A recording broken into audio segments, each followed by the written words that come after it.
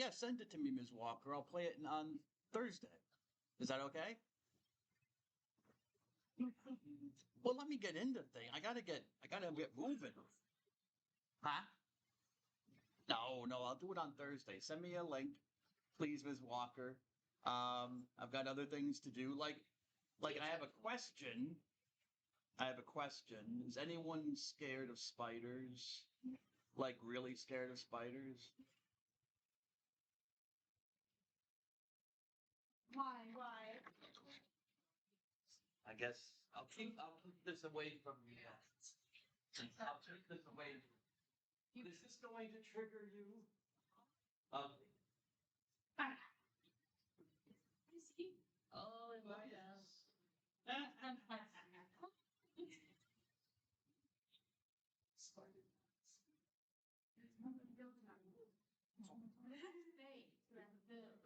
oh, it's good. Say, so the real one's good. So, And then, no, Second like, I'm like, what are you going to do that?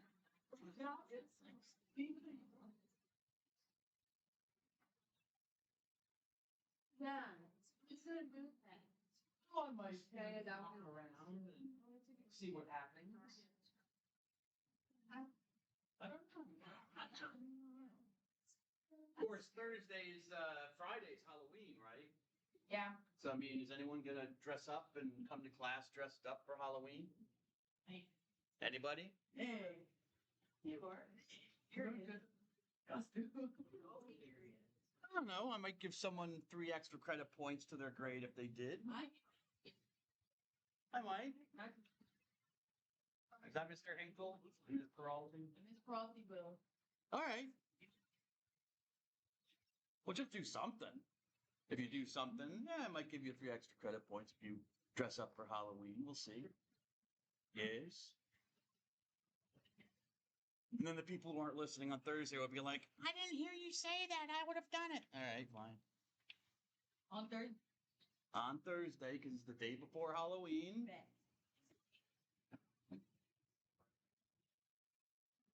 Haven't started the lecture yet.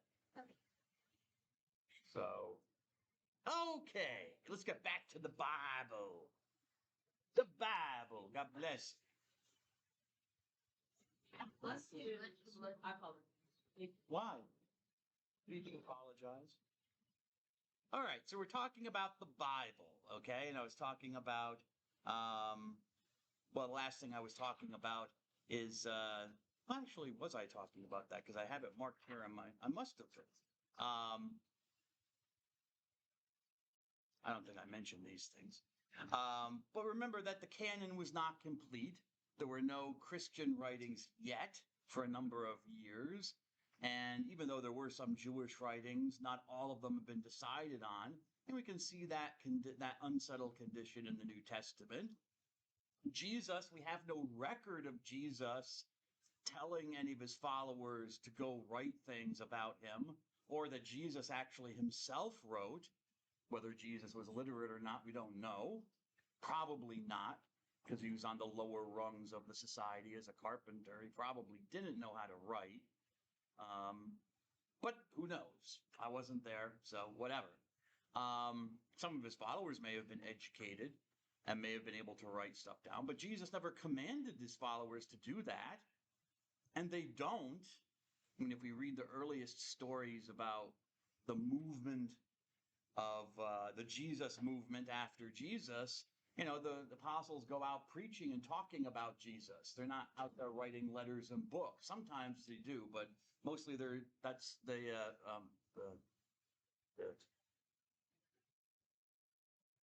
uncontrollable. Anyways, they go out and talk about Jesus.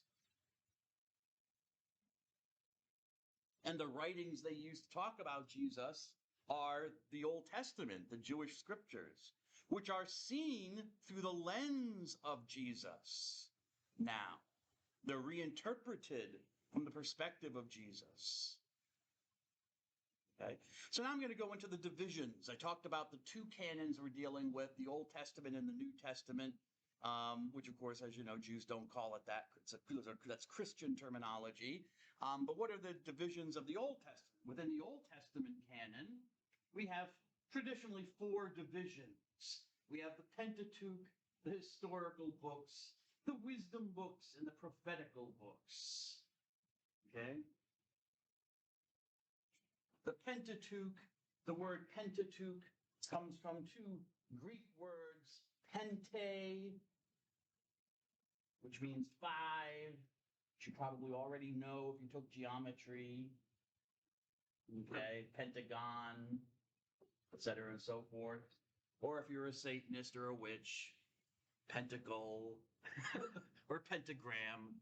You know, I always called it a pentagram, but I guess now you're supposed to call it a pentacle. I'm just going to call it a pentagram because if it pisses off a few Satanists and witches, I'm not losing any sleep over it.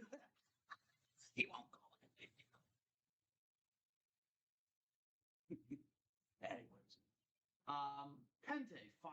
Tukos means, well, tukos really means a hinge. It's the hinge of anything. So, you know, this is a hinge. The spine of the book, as we call it, is really a hinge. Okay? So, you know, a volume is how I'm translating it and how it can be translated, you know, because that's another word we can use for books as well, to refer to the volume and stuff like that. So tukos, so the 5 volumes or the 5, you could also say just the 5 books if you want. Also commonly called the Law of Moses. Because it's believed that this man, Moses, wrote these 5 books. Traditionally, probably not. But that's, you know, what people have traditionally assumed. Okay? And maybe some parts of it were written by Moses. Fine. Other parts do seem to have been written by, I would assume, other people, not Moses himself.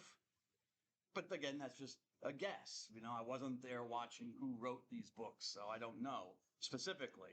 I don't even know why it's important that it had to be Moses who wrote them. I mean, the fact that they're divinely inspired, I don't know that requires me to believe that Moses had to have written them for them to be divinely inspired. But that's been the traditional assumption amongst Jews and Christians for the last few thousand years. So there's also called the Law of Moses. And yeah, it comprises 5 pente books, the first 5 books of the canon, Genesis, Exodus, Leviticus, Numbers, and Deuteronomy. And mostly, yes, they are laws. Genesis, no. Genesis is mostly stories. With all stories, there are really no real laws. No. Well, there are some indications, but no, it's stories. Exodus is story, but about halfway through, it's God giving the law to Moses. He starts giving the law. Leviticus is all laws. Numbers is mostly laws and some stories. A few stories are included. Deuteronomy is all law. Okay, so basically, Exodus and Leviticus and Numbers and Deuteronomy are law. Genesis is more stories. So it's mostly law, maybe written by Moses.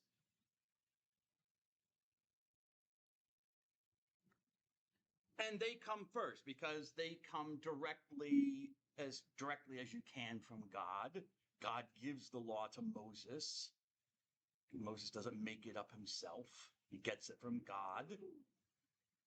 So they're important. They come first in both the Jewish and the Christian scriptures. Then the next section is the historical books. These are books that, well, as the word intimates, I guess, histories, all right? They're telling stories. Historia in Greek simply means a story, but it can also mean an actual history and a factual, accurate account of what happened. But sometimes an historia is simply a story, okay? Which means it's made up, like any story. Someone's telling you a story with a point to it, okay?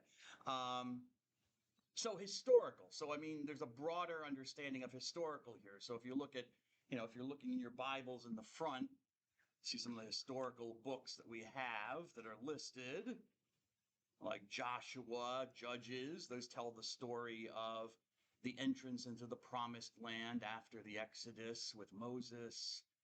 The books of Samuel and the books of Kings talk about the establishment of the monarchy in Israel, King David especially, stuff like that.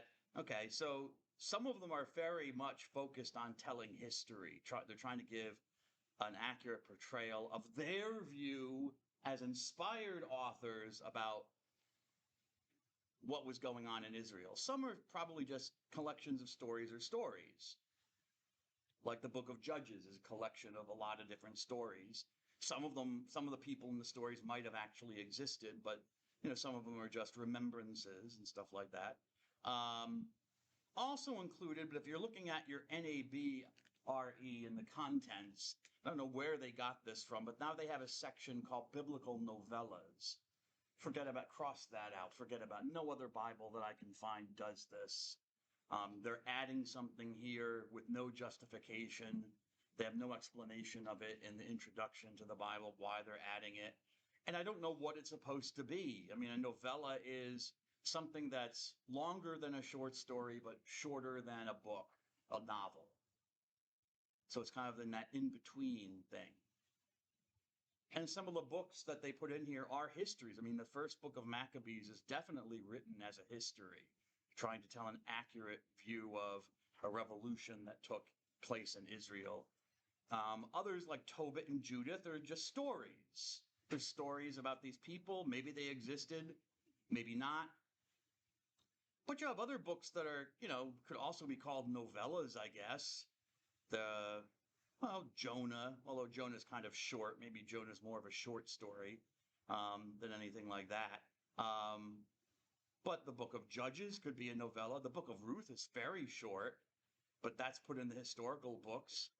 And why not a novella? I don't understand their criterion here. And nobody uses it. I don't know where they got this from. So ignore that. You can ignore that. The next section are wisdom books. These are books of, basically wisdom is practical ethics, is what it is. Practical ethics. But wisdom is, and wisdom literature, which we find all throughout human writings. There's nothing unique about the Bible with having wisdom books or wisdom literature. There were wisdom books before in other cultures. Hold on a second. Stupid thing. Bag telling me that I purchased something the other day. Thank you. So what wisdom is, witan, to know something, witan, to be wise or knowledgeable, same thing, okay? It's knowledge of ethical and practical pursuits, basically.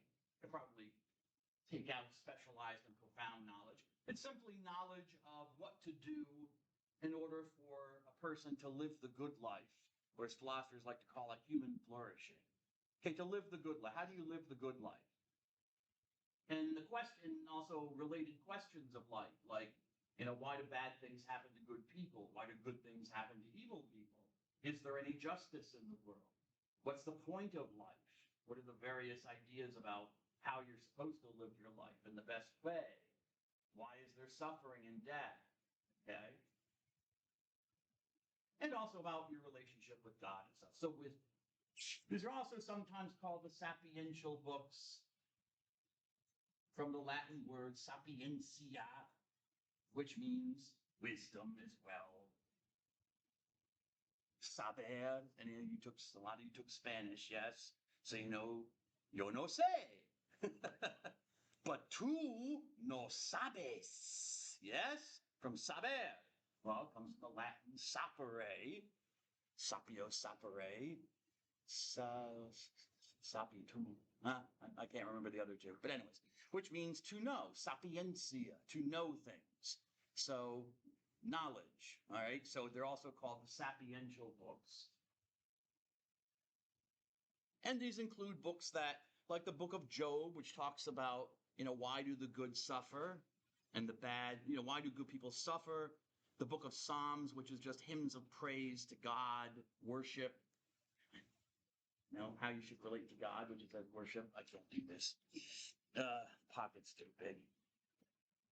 But I don't have any. Why they didn't put a front pocket on this shirt, I don't know. It's a comfortable shirt, but no pocket. Proverbs, well, Proverbs, little statements to live by. You do you, okay? You only live once, okay? Those are like modern proverbs, all right? How to live your life, things to live your life by, Ecclesiastes is about what's the point of life, how you should live your life. There's a book of wisdom, so it's right there in the title, etc., and so forth. And then we have the prophets. These are men, all men. We know there were women prophets, but given the culture, women weren't usually taught to write or whatever, so we don't have any writings from them. But there are prophecies by prophetesses scattered throughout the books of the Bible, especially in the historical books. But these are, as far as we know, all men. Prophetic books, these are people sent with a message from God.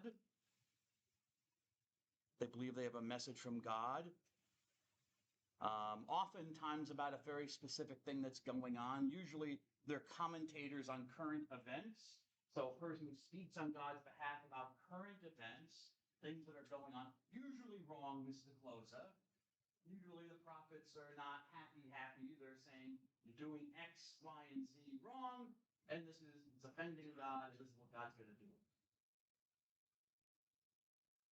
So people really love prophets. Yeah, they were well respected. No, people couldn't stand the prophets. They hated it when the prophets showed up, a true prophet of God.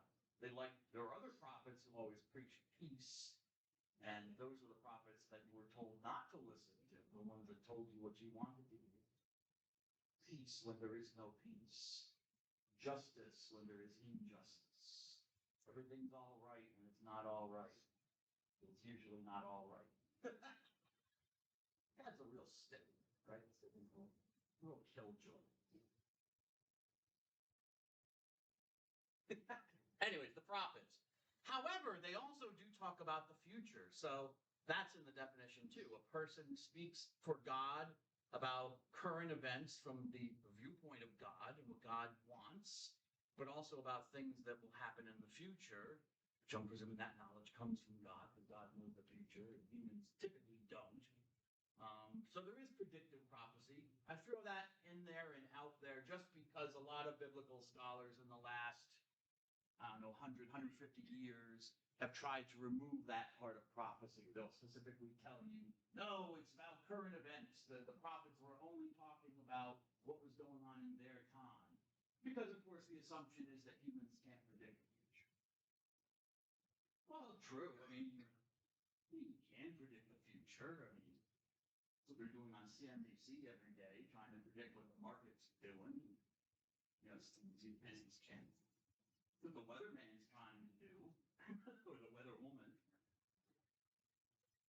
So we do try to do it. Sometimes we get it right. But to predict it accurately, okay, I guess, yeah, you need inspiration from God for that. But if God gives you the inspiration or a vision to see into the future, what's wrong with that? That's future, right? Futuristic. So that's predictive prophecy.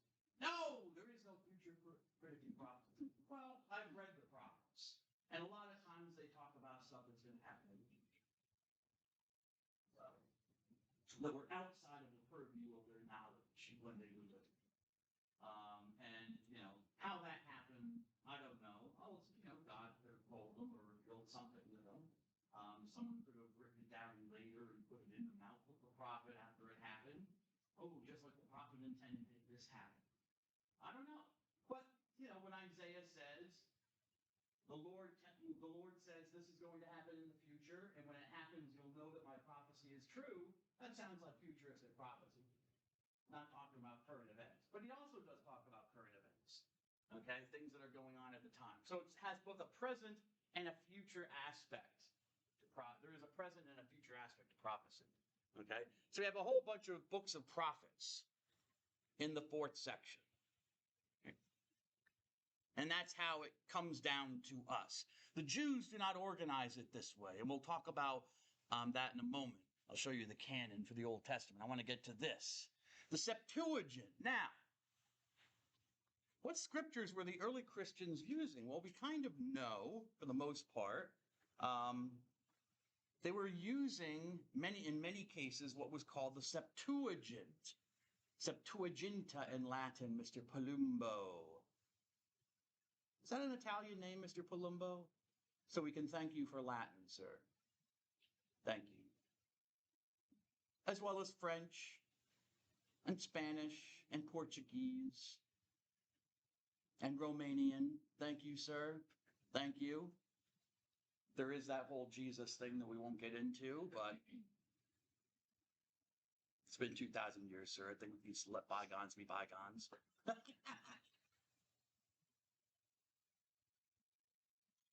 Ms. Walker, do you? Yeah, I have a question. Yeah. What was the other name for Judas? The other name for Judas? No, Judas Iscariot.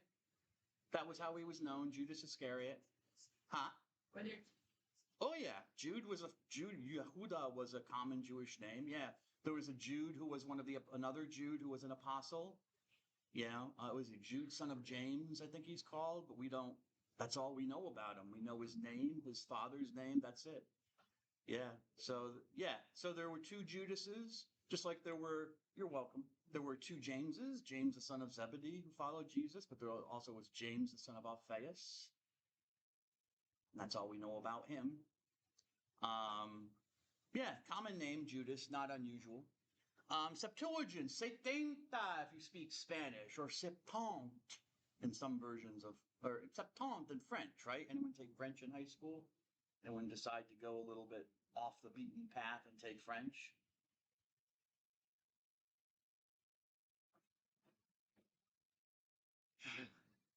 Septante. Septuaginta, 70. 70. By the time of Jesus, no one spoke Hebrew. Well, I shouldn't say no one, but most Jews did not speak Hebrew anymore, which was the language in which most of their scriptures were written. There are some parts in Aramaic, but mostly in Hebrew.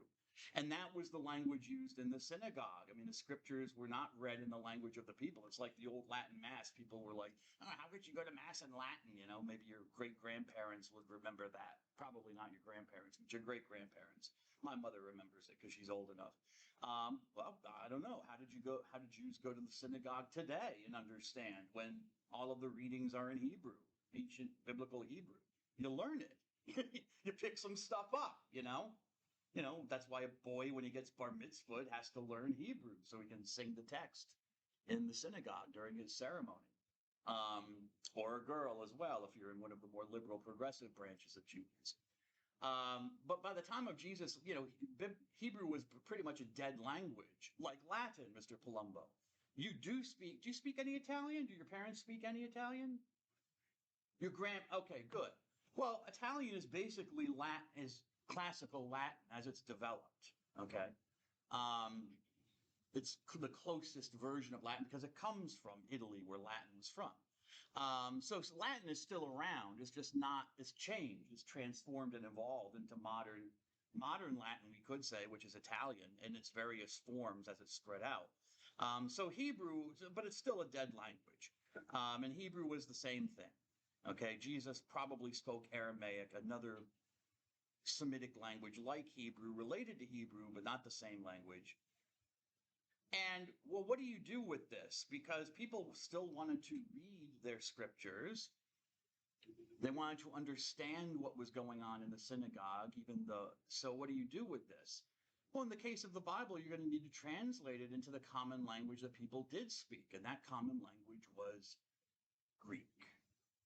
That was the common language of culture and education in the Mediterranean world. Whatever language you spoke at home, you spoke Greek in the schools, in the Senate, the government, the courts, and other places. So most people who were educated knew Greek. So they translated the Hebrew scriptures into Greek for those Jews, most Jews outside of Palestine, but also Jews in Palestine who couldn't understand the language anymore.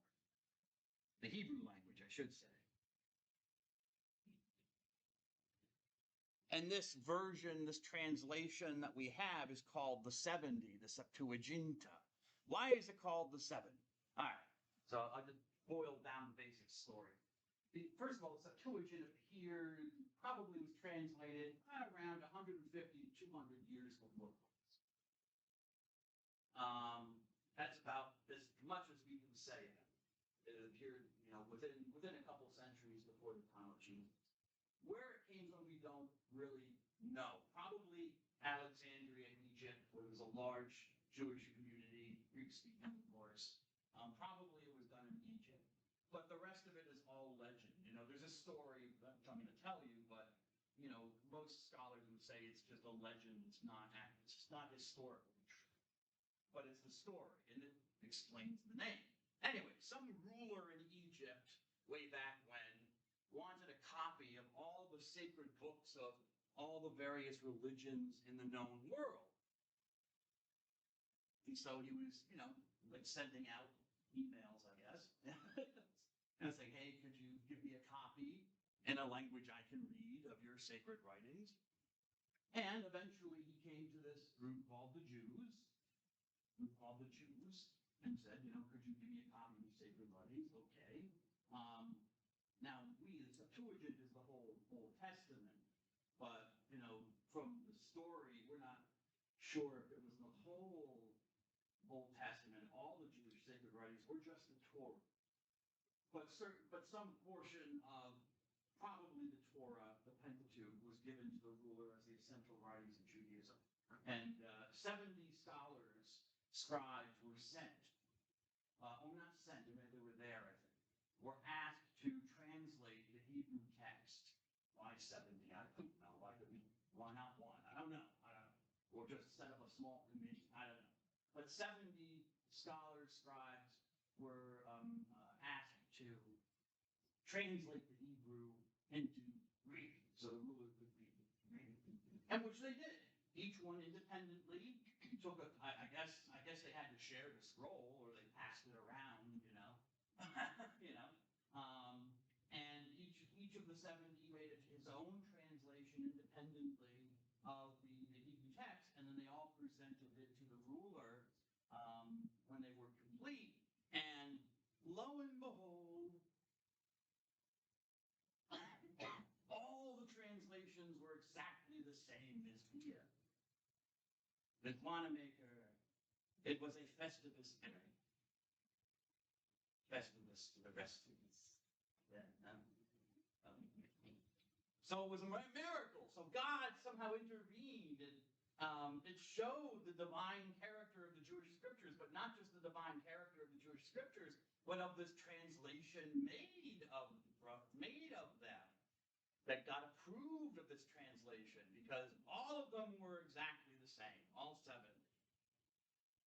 Hence, the translation came to be called the 70, the Septuagint, or as it's most commonly abbreviated in Roman numerals, LXX. 50 plus 10 is 60, plus 10 is 70. So the LXX, or the Septuagint. Okay, probably the part about it all being the same, and it was a big miracle, that's probably, advertising, I would imagine, to kind of get people to accept the Septuagint, because really, for Judaism, they still want their scriptures to basically be in Hebrew, not in any other language. That's the sacred language of Judaism, not Greek. So there was an acceptance factor here, and that's what's going on, I think, in the story, See, even God approved, because there was this miracle. They all translated the same, So the Septuagint. So that was the common Bible amongst many of the Jews throughout the Mediterranean world at the time of Jesus, and certainly of the early Christian church. We know this because, I guess I'll skip down here. We know this because most of the citations of the Old Testament, like when the prophecies are cited, or the prophets, or whatever, are cited in the New Testament, 2/3, so 66%, come from the Septuagint translation. They don't rely on the Hebrew. Only 1/3 rely on the Hebrew text. So that seems to have been the scripture they were reading and quoting from and using And we certainly know from early Christian writings that was the only scripture text they were using. They knew of the Hebrew texts, but they only used the Greek, the Septuagint, in their discussions. That was considered the Bible of the church. All right? What does this have to do with this thing called the Deuterocanon? Well, again, it's like a snapshot of history of the early Christian church and late Judaism from the time of Jesus. You know, as I said, the canon was not completely settled. There were books that Jews were reading as sacred scripture and believed were inspired by God that later the Jewish community would say, no, we don't accept these. Okay? Much later. However, they found their way into the Christian scriptures because the Christians were using the Septuagint and they believed it was the inspired word of God. So if these books were included, then they must, they assumed that they were inspired by God as well. If Jesus and the apostles, or I shouldn't say Jesus, but if the apostle Paul or some of the apostles quoted from the Septuagint in their writings, that kind of showed their approval. And so these are the books. They're called second canon. Deuteros means second, and we know kanon. Not that they're not as inspired as the other books in the Old Testament and the Christian scriptures, but just that, there were questions about them. They were sometimes questioned. Certainly the Jews eventually did not accept these books, although at the time of Jesus, apparently some Jews did. Because they're there. They're not just in the Septuagint, but through archaeological digs and stuff like that, we found manuscripts of these books throughout various Jewish communities. So they had them. And they had them in their synagogue libraries. Okay. So Tobit, the book of Tobit, was about a guy named Tobit. It's kind of like a little short story about, he has to go get some money from a bank. So it's kind of like, a boy and his dog story, talking about his travel to the bank to get his son's travel to the bank to get the money and then come back. So Judith is this woman, Judith, who helps liberate the Jews when they're under attack. Same with Esther. She saves her people. Okay. First and second, the books of the Maccabees, first and second Maccabees, the book of wisdom, the book of Sirach, or also called the wisdom of Sirach, or Jesus ben Sira, as they're calling it. And I wish they wouldn't say ben Sira, because everyone's going to be like, who's this guy Ben? And that's not what it means. It means Jesus, the son of Sira. Okay, Ben, they don't translate the Ben. It means son in Hebrew. The wisdom of Ben Sira. No, his name is not Ben Sira. He's Jesus, the son of Sirach, you might say. It's Sira. And that's the only book in the Bible where we know the author actually. It's the only book in the Jewish scriptures where the author actually identifies himself, says, I, Jesus ben Sira, the writer of this book. All the other books are anonymous. They don't tell us who wrote them down, but Sirach does. The book of Baruch. Baruch was a scribe of the prophet Jeremiah. He has his own book. And then the book of Daniel. The book of Daniel. And there's another thing to add here, another book, which is actually included in the book of Baruch, but it really should be separated out as its own book. This thing called the Letter of Jeremiah, which is included as Baruch chapter 6. But it really is not from the book of Baruch. It's just been attached onto it for some reason. But the Letter of Jeremiah, which is a letter of the prophet, supposedly written by the prophet Jeremiah. Probably not, but if I get up to heaven and find out Jeremiah did actually write it, I'm not going to worry too much, Miss Floyd. I'm not going to worry. Jeremiah comes out and say, yeah, you with your PhD were wrong. It was my work. Well, all the scholars and your teachers told you? Probably not.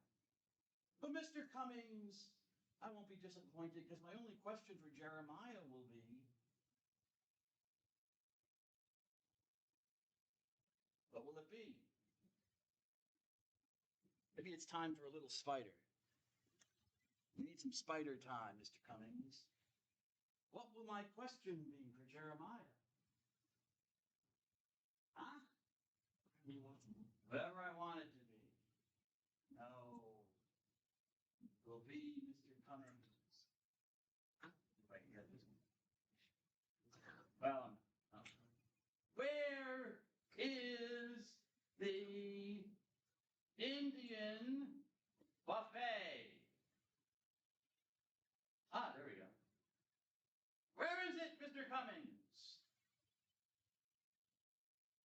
Jeremiah.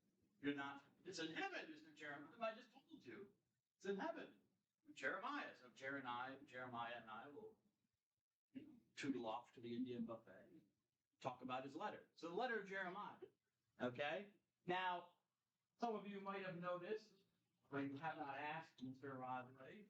Well, what about Esther, Dr. Dunn, and Daniel? Aren't those in the Jewish Bible too? I mean, they're in my Bible, you know. They're in the Protestant Bibles, and Jews seem to have them too, don't they? Yes, they are in the Jewish Bible, but there are different versions. Well, I should say different versions. Esther with additions, the book of Esther. The Jewish Esther is shorter, never mentions God in the Hebrew. It's a completely secular story. There's nothing religious about the story at all. But then there was a longer version, which we only have in Greek, which has all sorts of additions to the story, which do include God, prayers to God, and stuff like references to God. And it used to be held that, well, basically someone took the Hebrew Esther and then added on a whole bunch of these additions. But actually, the views kind of shifted. They probably think there were just two different versions of the book of Esther. Shorter version, no God, and a longer version, related, but not based on each other. You know, the longer version wasn't based on the shorter one, apparently. They're just two separate, distinct versions. And the longer version was accepted by the Christian church. Same thing with Daniel. There are additions. You have a book of Daniel, but then there are a whole bunch of other stories about Daniel that are just added on to the book of Daniel. They weren't part of the original book of Daniel, but they're about this character, Daniel, who is not a Jewish character, actually. Kind of, you find the character Daniel in other literature, pagan literature, non-Jewish literature mentioned as well. Is kind of seen as, I guess you could say, a wise man. Oftentimes as a very young kid, clever kid, precocious, too smart by half. To have these little stories about this little kid Daniel who would be able to solve puzzles and mysteries and problems that the elders couldn't figure out. And you see that, in the stories of Daniel. Daniel is a young guy in the book of Daniel who has all these visions. Okay, same motif. And then you have these extra stories about, this woman Susanna, and then another one called Bel and the Dragon, which is about a pagan idol, where Daniel is a little kid and he kind of shows up the elders as fools and stuff like that. So they probably weren't part of the original book of Daniel, but since they have the character of Daniel, they're attached to Daniel. These were floating around. And there were even other books in the Septuagint, in versions of the Septuagint, that even the Christians eventually didn't accept as well, but some did. I'll point them out to you later. So anyway, if you ever ask, why are there more books in a Catholic Bible? Well, because it's reflecting that state from first century, not just Judaism, but then Christianity, the church. These were the scriptures accepted by the church, accepted throughout most of our history. It's only in the 1500s, when we have the Protestant Reformation, that these books come into question again. And Christians say no, in addition to the Jews. Why? Well, they make a little bit of a historical mistake. When the 1500s arrive, I told you, let me go back. Let me go to the Jews. What happened with the Jews? Well, I told you before, the Jews debated a lot of these books. I mentioned Esther doesn't mention God. So the rabbis were not sure that should even be in the Bible. He doesn't even mention God. Why should it be? I mentioned Song of Songs without sex, right, Mr. Gaffney? Yeah, that kind of scandalized some of the rabbis. So they were like, should we really, can it be inspired by God, this very erotic piece of literature? It's still beautiful. I mean, it's not dirty. It's not like, it's the difference, like if you go to a museum and you see a statue of a naked man or a naked woman, the human form is beautiful, I think. But no, it's not? Okay. So I guess, we should all wear shorts when we're in the shower, and ladies should wear bikinis or something when they're going. I had to do that in one of the seminaries. I had to wear shorts in the shower because who knows what might happen when you're cleaning down there, huh? Yes, because the human body is beautiful. It's not a shameful thing. All the parts of it all the parts of it are beautiful. Which is why it should not be distorted, this boy. The difference between going to a museum and seeing, say, the statue of David, right? You know, the famous statue of David. David, Michelangelo, David is there naked and stuff like that. You know, put some pants on, dude. Why isn't that obscene? Well, I think there's a difference between that and, say, I don't know, copy of Jugs. Or Hustler. You know what I'm saying? There's that too passe. Well, okay. Anyways, pornography. What's the difference? Who made her? I remember I was in the seminary and one of the guys, I'm hoping to be a priest, was looking at a picture of him. Well, of course God made her. Let God see her naked then. You don't know who this woman is. Why do you need? You're going to be a celibate priest, right? You're not going to be. Okay, all right. But sex, this boy. So Song of Songs almost didn't make it in, just precisely because of that. Why are we talking about this? Ecclesiastes, which is very pessimistic about the meaning of life. You know, not sure what the meaning of life is because we all die. Okay, so these books, they thought about it. And they got in, but others, they decided not to. And we really don't know why. We don't know why these books, the Jewish community, eventually decided not. I mean, there are theories, like some of them are only written in Greek, like the Book of Wisdom was written in Greek, so maybe that wasn't a sacred language, so they didn't want it. However, you know, it wasn't in Hebrew. However, other of the books were written in Hebrew. Sirach was composed in Hebrew. Tobit was written in Aramaic. We know that the book of Judith and the book of First Maccabees, we only have them in Greek now, but we know that they're translations of Hebrew originals. So what's that problem? Another theory is that the rabbis wanted to kind of cram all the sacred writings into how many letters there were in the Hebrew alphabet. So because there are only 22 letters in the Hebrew alphabet, you know, they had to kind of fiddle around with which books were definitely in, and then books that they just couldn't fit into the scheme of 22 they got rid of, and these didn't make the cut. Maybe, I don't know. I have no idea. We don't really have any idea why. But we know the Christians always accepted them. There were some Christians didn't. Some Christians did follow the Jews. But most Christians followed what had been received, tradition, that these books were inspired scripture. And the thing that kind of tipped the weight in favor of the longer canon for the Old Testament, and also for the New Testament as well, I haven't gotten even to the New Testament and the issues there, which I will, was the Church of Rome, the Western Church. So, for example, in 382, there was a council held in Rome under Pope St. Damasus.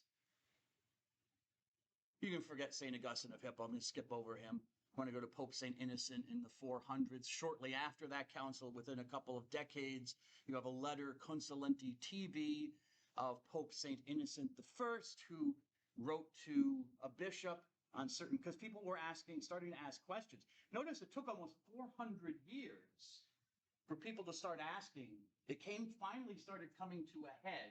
People were asking, you know, we want to know what should be read in the churches. What is legitimate to read? Are these books legitimate to read? Because there were other Christian books, there were other Jewish books floating around still, and some people were still reading them as scripture. There was still an unsettled situation 4 centuries after Jesus.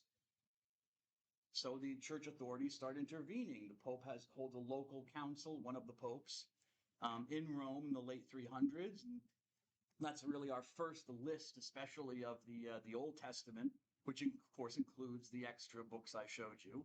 Well, they're not really extra, but they're there. And then later that's confirmed in a letter by Pope St. Innocent I on his own authority. And that kind of carries the day, certainly in the Western half of Christianity. The Eastern Church, some accept the other books, the Septuagint, and some don't. Some want to follow the shorter canon of the Jews. And, they all maybe almost won the day, but except for the Popes intervening, I should say, and saying no, that we accept the longer canon. Okay, I'll move on from that. And I'll end with this, and I'll move on to the New Testament. Well, actually, I won't. I'm going to move on to my picture. Hold on a second.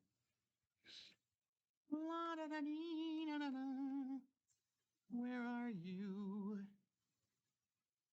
my friend? Here we go. Okay. It actually takes, if you're looking for an official confirmation of which books should be in the Bible, and this might shock some of you, if anyone knows. Where is it in my notes? It's going to be right here. Oh, here it is, right at the bottom. Does anyone know? Does anyone want to take a guess in what year or what event at least the Catholic Church officially said these are the books you have to have in your Bible for it to be, that should be in the Bible and no others? Nice if I opened it. Ms. O'Brien, any idea? Any guesses?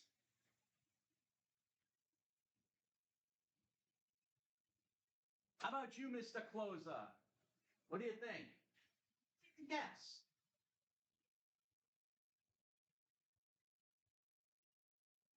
Pick a year.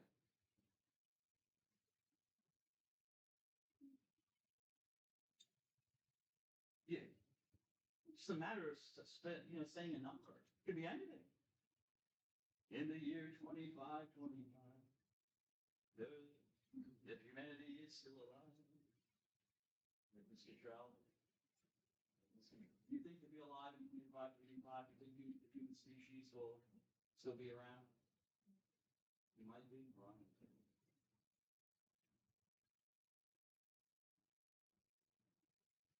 Take a guess, Mr. Rosley. Throw out a year.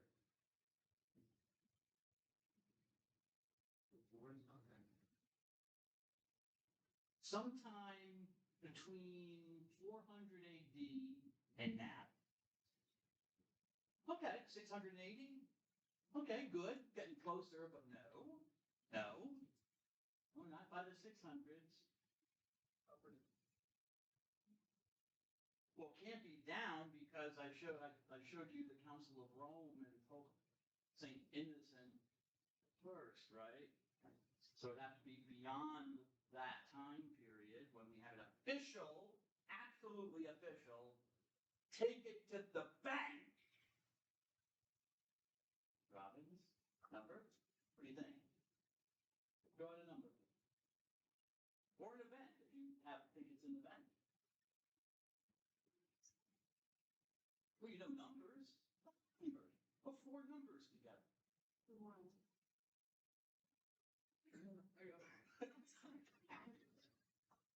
Oh, Ms. Robbins, God bless you. Yeah. 1112. Okay. The year 1112. Good. Middle Ages, the high Middle Ages. Getting closer, but no. No, Ms. Boyd? 2245. 2245. Okay, so that's in the future, right? So basically you're saying it hasn't happened yet. Is that what you're kind of claiming? Hasn't happened yet? Because it could be a trick question, right? Mm-hmm. Ms. Boyd.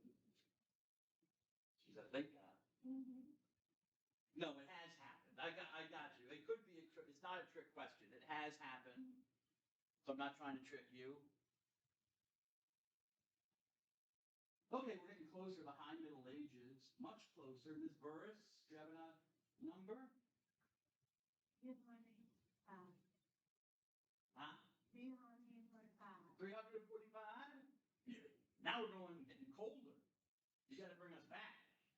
Throw out another number. Get us hotter than 335 or 45. 235. 235? All right. All right, that's fine. Yes. Well, like So, but that's Okay.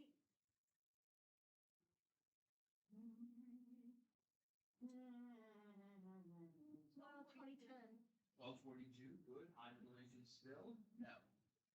Getting closer. Getting closer. 2010. Jones? No. Good guess. 17. Oh, okay, good. Too far. Too far. Oh, good guess. 19.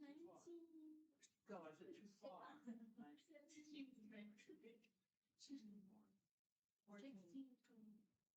16. Okay, that's good.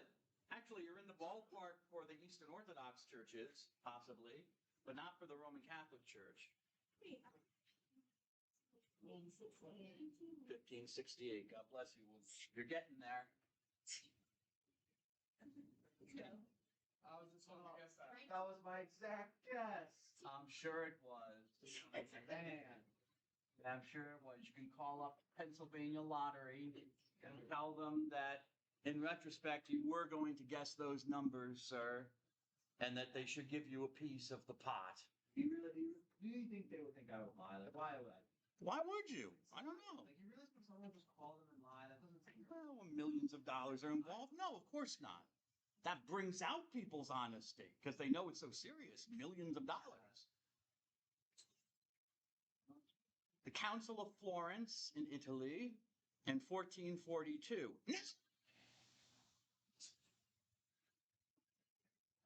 I have to make this clear. I want to get your attention because if you read in books, you'll see on the internet, if you Google it with your AI and stuff, that it's the Council of Trent, which happened, yes, Ms. Franco Zamora, or somebody said 15 something. You said 15 something, right? Yeah. And yes, the Council of Trent in the 1500s, I always forget the dates, it's 1545 to 1562, I believe. And yes, it does give a list of the books that are supposed to be in the Bible, but it's not the first list. It happened actually about a century earlier at this other universal council, ecumenical council, held in Italy in the city of Florence. Actually, it was held in like 4 different cities, but it ended up in Florence. Or ended up in Rome, really, but it was in Florence. Just go with it. Just accept it. That's what I'm going to ask on the quiz. So, in 1442. How do I know this? Because when they were proposed, just a little story, a little funny thing. Maybe I think it's funny, but who knows, Ms. Lacey. At the Council of Trent, they actually said, wait a second, didn't we officially approve the list of books at Florence? Why do we have to do it now at the Council of Trent in the 1500s? And someone said, well, no, it wasn't official. They didn't use the proper terminology and stuff like that. Okay. So someone said, well, wait a second. We have the Acts Council. We have the written acts of the sieges and what went on and what was published. Not here, down in Rome. Trent is up in the north of Italy. So someone decided, had a friend in Rome and sent him a message saying, hey, bring the Acts with you the next time you come up here. And he did. And so the bishop said, Trent looked at it and there it was. And it used the proper words. It was official. And so, they still reaffirmed it. It was a reaffirmation. But it was a question. That's how I came upon this idea of Florence, because I always thought it was Trent. And then I'm like, wait a second, they're talking about Florence. What's going on here? And it's kind of a funny story, or not so funny, because that's how the Acts of the Council of Florence were lost. Someone at Trent, I don't know, put them in the wrong place or whatever, but they're gone now. So we only have copies, but the original Acts. But that's how they got lost, because there was a question about, didn't we do this before at Florence? And so someone had to prove that, yes, he did. They actually brought the official books from the Council of Florence kept in Rome, and then they promptly lost them. If you know anything about the Catholic Church and the bureaucrats in the Catholic Church, that is not a surprise, Miss Lacey. It is not a surprise that would happen. Okay. So it's the Council of Florence. Now, Eastern Orthodox Christians, Russian Orthodox, Bulgarian Orthodox, which some of you might be. I don't know. Okay. Ukrainian Orthodox or something, or Greek Orthodox. as far as we know, they've never officially established the canon. They still accept the Septuagint as the Old Testament. They only use and translate from the Septuagint. And of course, they have the New Testament. But there hasn't been an official thing. Maybe someone said the 1600s. There was a council in Jerusalem, a local council in the 1600s. Forget the exact date. Let me say 16. Don't quote me. I know it's the 1600s, but I forget the exact date. That was held. There was a local council held in Jerusalem that did say which books were accepted by that church. But it's not a universal council that every Eastern Orthodox church has to accept. When did the Jews finally decide about their Old Testament? Around the end of the 100s AD, maybe the 90s or the 100s. Supposedly the Jewish community held a council, a meeting, which is also probably a legend. It makes a nice story, but it just, somehow within that the time period of the first century, the end of the first century, Jews started solidifying more the other books they accepted. Certainly they accepted the Torah, they accepted the major prophetical books. But then there were a whole bunch of other books they didn't know what to do with. Okay? Some of them made it in, some of them did not. Okay? So this is how a Jewish person, their scriptures are organized. First you have the Torah, or the books of Moses. Those come first. And as I said at the time of Jesus, those were definitely accepted. We're pretty sure about that. Okay? After that, all bets were off. And there were some Jews, as I said at the time of Jesus, that did not accept anything other than the Torah. All these other books were not inspired. Jewish writings, but not inspired. Anything that didn't fit into Torah, but was about a prophet, went into the books of the prophets, the Nevi'im. A Nabi is a prophet or a seer. The plural in Hebrew is Nevi'im or Nebi'im, you could say. All right, so the prophets, okay? And some of them are people who are prophets. Some of them are not, like the book of Joshua, Judges, Samuel, Kings. Those are, Samuel and Kings are kind of histories, and Judges is kind of a history, but they do mention a lot of prophets in them, okay? Samuel is considered a prophet, so the books of Samuel would be included. Also, the books of Kings mention two great prophets, Elijah and Elisha, who don't have their own books, but they're mentioned. So the books of Kings are important for prophecy. So they get dumped here. And then anything else that wasn't law, wasn't prophet, was just a writing. Katab in Hebrew means to write. So you have the Ketuvim, the writings. It's literally what it means. Things that are written. The Ketuvim. Okay? So anything in the Psalms, Ruth, short story, Daniel, okay? So you have these three sections, Torah, Nevi'im, and Ketuvim. And the Jews regard it or use it as an acronym. So you place an A in front and in between them, like an acronym like NASA or the FBI. So it becomes Tanakh, Torah, Nevi'im, Ketuvim, the Tanakh. And that's how Jews refer to it. They don't call it the Bible.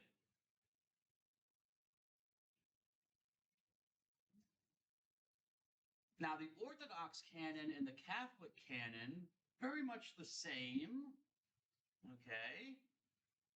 And also the Protestant canon, but the organization is quite different, okay? You do have the Torah, you have Pentateuch. Then after that, and you do have prophets, but even the prophets are kind of different. For example, Daniel is considered a prophetical book by Christians, but Daniel is not considered a prophetical book. It's just a writing for the Jews. Okay, the same thing with the Book of Lamentations, which is supposedly written by Jeremiah, but we don't know, is considered, a prophetical book. It's placed right after the book of Jeremiah. And Jeremiah borrowed. But not for Jews. It's just a writing. Ezra, Nehemiah, and the books of Chronicles are considered historical, but here they're just writings. They're not histories. Okay. There are some things that the Eastern Orthodox, they have a longer, they accept some extra books that the Roman Catholic Church and other churches did not accept. Like they have a couple more books of Maccabees, 3rd and 4 Maccabees. There are other books by Solomon the King, so the Odes of Solomon, the Psalms of Solomon. Where's the Psalms of Solomon? Here we are, Psalms of Solomon. There's a thing called the Prayer of Manasseh, which is just a short prayer of this King Manasseh of Israel, or Judah rather. They have an additional psalm in the book of Psalms, Psalm 151. But these things were not accepted officially by the Catholic Church. And then you have the Protestant canon, which, as you notice, is organized like the other Christian canons, but has only the books of the Jewish canon, yes? Now, how did that happen? If I told you that this longer canon with these other books was actually the Christian Bible still is the Christian Bible. The Catholics still use it, Orthodox. What happened in the 1500s with the Protestant Reformation?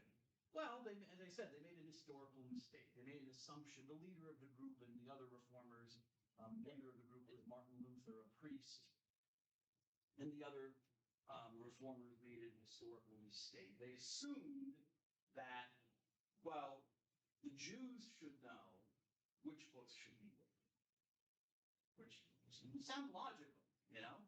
The Old Testament, it's their writings, written in Hebrew. They should know by which standard the writing should be accepted, and you're fine. And so that's the canon that we should follow. So these extra books that are not, well, they're now become extra books. The books that were not eventually accepted by the Jewish community, we'll just take them out, put them in an appendix at the end of the Old Testament. You know, they're good to read, but they're not scripture. Okay, fine. That was the first. And then eventually, even the appendix is not even printed. Now they will take out the whole appendix, not even there. So they're completely removed. Right. It was an assumption, but it was wrong. I mean, they had some ancient manuscripts in the 1500s. They were starting to know about, the development of the scriptures and see that there were differences in the different manuscripts, especially in the New Testament. But it wasn't until really the 1800s that we had a lot of archaeological finds in regards to manuscripts for the Old Testament. And it really confirmed that the Jewish canon is not the traditional canon of Judaism. In many ways, Christianity maintains things that Judaism lost. It was really one Judaism at the time of Jesus. And then after the destruction of the temple in 70 AD, you started to have this split, this cleavage that happens in the Jewish community where you have the Christ-following Jews, the Jews that believe that Jesus was the Messiah, and the Jews that did not. And that goes on to be what's called rabbinical Judaism, and the other goes on to be called Christianity. But really, there are two forms of Judaism. And some of the things in Christianity actually preserve more ancient practices of the Jews that were eventually discarded, like which books were in their scriptures. So it was a logical assumption by the Protestant reformers in the 1500s, but it was made on evidence they didn't know. They had made an assumption that the Jews should know, not the church, because of course the church was evil. The Pope was the Antichrist, and the bishops were evil and stuff like that. So how could they know? They're evil men. Huh? How could they get it right? Well, they did. I hate to tell you. Because as I said, we found these writings in Jewish collections of Jewish writings since then. We know that the manuscript, they assumed that, Jesus had, the usual Bible. He had all these books available to him, which he probably didn't. Most Jews didn't. And so, they kind of made a little bit of a mistake. They made an assumption there, and it turned out that it kind of bit them. Anyways, so that's why you have a shorter, could you say, a shorter canon in Protestant Bibles. These books have been removed, and they have been removed. I mean, the Catholic Church did not add them. They were there in the Septuagint that was taken over by Christians. They were just removed for what the reformers thought were good reasons, that they were illegitimate.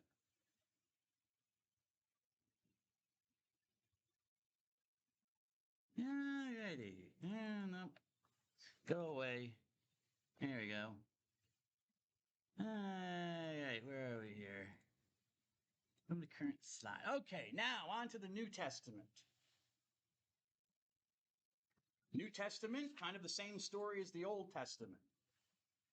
Okay, we're still dealing with Jews. We're still dealing with which writings should be in the Christian New Testament. We're still dealing with a long time of development before the church officially decides what. All right, we start with the Gospels. The Gospels, the structure of the New Testament also is divided up into 4 types of books. We have the 4 Gospels. We have one history called the Acts of the Apostles. We have a whole bunch of letters. And then finally, we have one book that's called an apocalypse, an apocalyptic literature. The Gospels are the heart of the New Testament, as you might have imagined. The Gospels, the good news, the good message. I think I went over that before. The good message. The good message of what? Well, Jesus, of course. Jesus.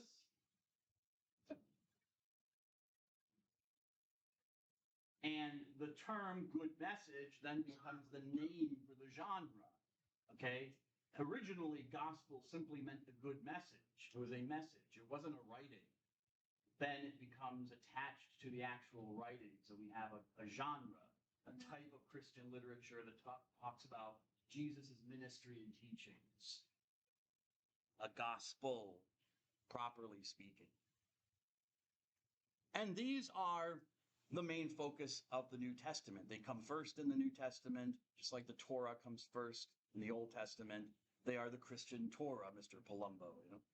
And there is really only one gospel according to 4 traditions: Matthew, Mark, Luke, and John. Okay? Matthew, Mark, they're named Matthew, Mark, Luke, and John. But they're all telling the one story of Jesus in different ways. There's only one gospel. That's Jesus of Nazareth. He is the good news. And then we have 4 different traditions. When were they written? Generally, well, I don't have this on there. Generally between 60 to 100 AD is when the Gospels start appearing. 60 to 100. Where'd my thing go? Oh. 60 to 100 AD. Generally when scholars believe they were written. Named after, well, we don't know. We have 4 names: Matthew, Mark, Luke, and John. But we don't know who they were. We have some ideas. There are some stories, traditionally. Doesn't mean they're wrong just because they're traditional historical stories. But we can't prove any. We can't prove it. It would be nice. I don't know, again, like with Moses, I don't think it matters. I mean, it would be nice if they were all written by the apostles or eyewitnesses, but I don't know. To me, I don't really lose any sleep over it, whether it's inspired. I don't consider that the ultimate qualification for something being inspired, that someone had to be an eyewitness or that someone had to be an apostle. Would be nice, though. Lends to the credibility of the stories, I think. If you do have an eyewitness, someone close to Jesus who was there, okay.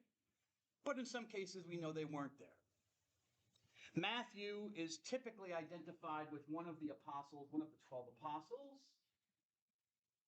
Could be there was a Matthew amongst the apostles. Possible. That's the traditional story, that he wrote his gospel sometime around the 80s, probably. People think. Mark, this guy Mark, who was apparently not an apostle. There is no Mark amongst the 12 apostles. There is a guy named John Mark who is mentioned throughout the New Testament. who was an associate of this man, Paul the Apostle. And according to the story, Mark knew Peter and was kind of like an assistant to Peter in Rome when Peter the Apostle was living there at the end of his life, and heard Peter tell stories about Jesus, and somewhere along the line just thought to himself eventually, hey, someone should write these down. So apparently he did in no particular order, from what he remembered Peter's preaching to be. Okay, so right there we know he was not an apostle. He was basing his stories off of the preaching or the talk, the oral recollections of an apostle, which also means that he wasn't an eyewitness because he wasn't there. Peter was there. He would have had to have relied on Peter's knowledge if Mark's like, oh yeah, I remember when that happened. Jesus did this, so I'll tell you. So Mark, neither an apostle nor an eyewitness. Probably the earliest gospel, though, even though he comes second in the list, Matthew, Mark, Luke, and John. He probably wrote sometime in the 60s, 65 to 70. Okay? Then we have this guy, that's why I have, it's in different color, underlined, all caps, asterisks, just so you get the point, right, Mr. Engel? Mark is very important. It's believed to be the first, even though it doesn't come first in the list.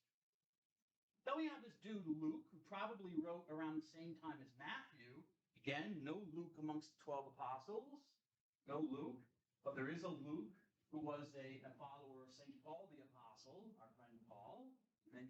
Luke is mentioned several times in the New Testament. Is this the same Luke? No. Or is it the same Mark? Marcos and Luca, actually it's the short form of Lucian, Lucianos, actually, were not uncommon names in the Greek-speaking world. So we have to make an assumption there that it's the same Luke that was with Paul. But again, Paul was not one of the 12, nor was he an eyewitness of Jesus, apparently. So, Luke is even more distant. At least Mark had Peter, whoever Mark was. Peter was there, Simon Peter. Yeah. Paul was not there. He's getting it all secondhand, and now Luke is getting it third-hand. If he's getting his stories from Paul, he never says he got them from Paul. He says he got them from a whole bunch of different people, some of whom were eyewitnesses, some of whom were preachers of the word. And then finally, we have our latest gospel, probably written at the end of the first century, the Gospel of John. Which John, we don't know. Because John, again, was a common name, common Jewish name.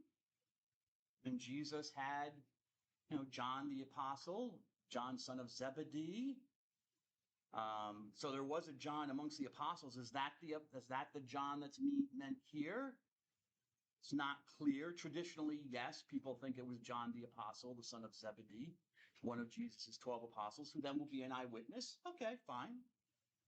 Ms. Burris, I lost you. Yeah, because I know it's time. All right, so on that point, I'll end and continue on Thursday.